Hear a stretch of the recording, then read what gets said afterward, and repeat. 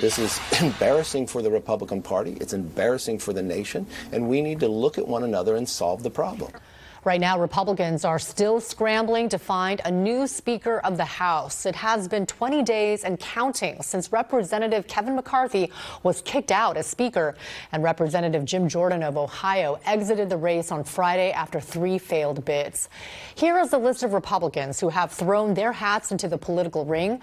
Representatives Tom Emmer, Pete Sessions, Kevin Hern, Jack Bergman, Austin Scott, Byron Donalds, Mike Johnson, Dan Muser, and Gary Palmer. Now, any lawmaker that runs for House Speaker needs to get 217 votes to win the gavel.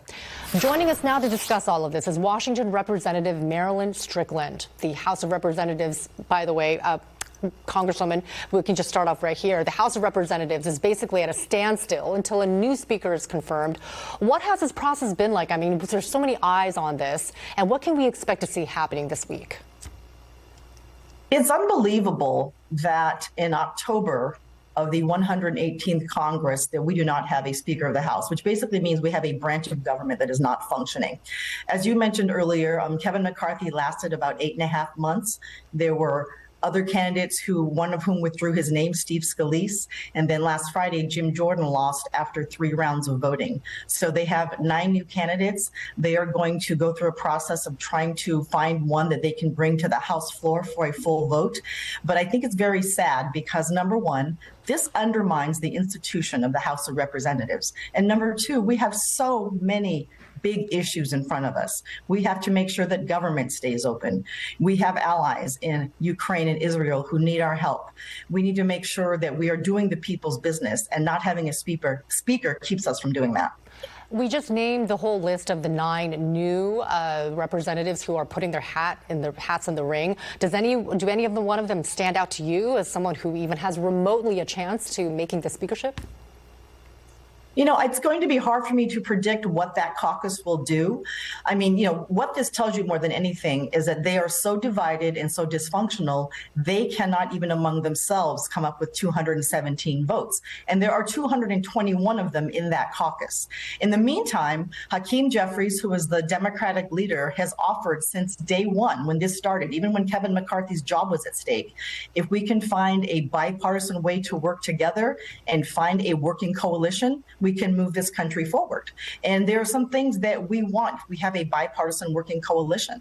We cannot have an election denier with the gavel. We have to work on bills that we know have bipartisan support. We need to agree that we're going to support our allies, Ukraine and Israel, as we move forward. But I think the big question is, are they going to keep fighting among themselves, or are we going to put America first and our needs and say, let's form a bipartisan working coalition, let's come together, and let's make sure that we can pick a speaker that we can all agree upon, keep government open, and help our allies. Speaking of Representative Jeffries, I did want to broach this topic. I mean, it's very far-fetched. But for some GOP members, perhaps some who are more moderate, is it even possible remotely that they would cross the aisle and vote for a Democrat simply to get a speaker up and running? And we know that looming government, the running out of the funds coming up in November. Is this even possible? What are your thoughts? I mean, technically speaking, that would be the easiest path because Hakeem Jeffries has 212 votes locked down. So all it would take would be 5 moderate Republicans in swing seats to say, you know what, I'm going to put this country first. The likelihood of that happening right now, I'm not very confident of it ever happening, simply because Republicans have the majority. But I do believe this, and Hakeem Jeffries has said this repeatedly, if we're going to get a speaker, it's going to have to be a consensus candidate who's willing to work in a bipartisan way to move this country forward. So yes, you're right. 212 plus 5 is 217. Sounds like a very short path. But the fact that none of the Republicans have even come to us to say, here's what we need to work together, doesn't really bode well for that scenario. All right. Thank you very much, Representative Strickland. We appreciate your insights. Thank you.